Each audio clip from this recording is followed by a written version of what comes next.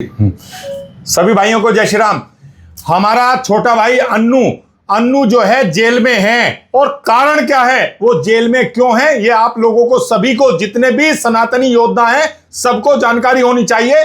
Social media पर जिस तरीके से एक फरजाना नाम की कटमुल्ली ने कितने अपशब्द हमारी गाय मां जिनका दूध पी करके हम स्वस्थ होते हैं उनको काटकर खाने की बात कही, और उत्तर प्रदेश के योगी आदित्यनाथ जो मुख्यमंत्री हैं उनके विषय में तो कितने अपशब्द बोले हैं, मैं अपने मुंह से आप लोगों के सामने बोल भी नहीं सकता।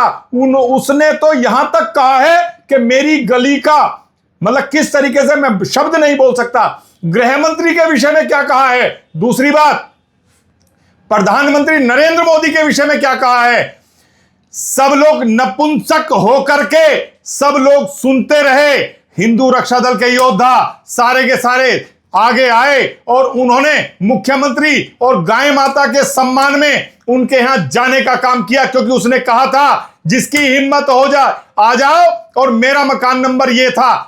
कोई बात नहीं, हमारे कार्यकर्ता चले गए, पुलिस ने मुकदमा कायम कर दिया, उन्होंने जेल में भेज दिया। जबकि सभी को यह जानकारी होनी चाहिए, उन्होंने कोई कत्ल नहीं किया था, उन्होंने बलात्कार नहीं किया था, उन्होंने लूट नहीं की थी, डकैती नहीं डाली थी, उन्होंने केवल और केवल गाय मां के और हमारे भगवा वेश में योगी आदित्यनाथ जी उनके विषय में इतने गंदे अपशब्द जिस तरीके से उसने कहा, और उसके बाद उसने इन सबसे बड़ी बात यह कही थी, हिंदू कोई धर्म ही नहीं है, हिंदू धर्म नहीं है, पैदा हिंदू में होते हो, उसके बाद काट छाट करके जो भी करते हो वो समझ में नहीं आ रहा है। इन सभी चीजों से आहत होकर के हमारे सभी कार्यकर्ता वहां गए, और जाकर के हमने कुछ नहीं किया है, केवल थोड़े बहुत जो चाटे मारे हैं वो अलग विषय है, जो भी हुआ गाली गलौज वो उस पर पुलिस ने 151 का मुकदमा कायम कर दिया। मुकदमा कायम होने के बाद भाई पुलिस प्रशासन ने ये कहा अभी 2 दिन 3 दिन इन्हें जेल में रहने दो, लेकिन आज जब संकेत जी गए और इन्होंने जाकर के वहां कहा कि अब हमें बेल दे दो, उन्होंने कहा अभी 14 दिन तक बेल नहीं मिलेगी।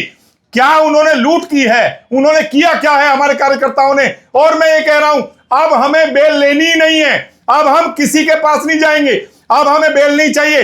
हम अब कमिश्नर के यहां घेराव करेंगे और वहां एक ऐसा सत्याग्रह करेंगे जिस तरीके से भगत सिंह जी ने किया था न्याय पाने के लिए। अब हम लोग सत्याग्रह करने के लिए परसों सुबह शनिवार दोपहर 11 बजे हम सभी पूरी ताकत के साथ सारे हिंदू रक्षा दल के योद्धा सारे के सारे गाजियाबाद कमिश्नरेट के पास जाएंगे और वहीं सत्याग्रह पे बैठेंगे। मैं तो बैठूंगा और कौन कौन आएगा मुझे नहीं पता, लेकिन जितने भी धर्म योद्धा हैं उनके लिए मैं पीछे नहीं हटूंगा, जो होगा उसे देखेंगे। और मैं आपको सभी को एक बात बता देनी चाहता हूं, जितने भी सनातनी इस देश में हैं, अगर वो आज अपने घर बैठ गए तो कल अपने बच्चों को मुंह दिखा नहीं पाओगे। तो इसीलिए कह रहा हूं सारे के सारे शनिवार को दोपहर 11 बजे कमिश्नर के यहां बाहर जाकर के सत्याग्रह पे बैठेंगे।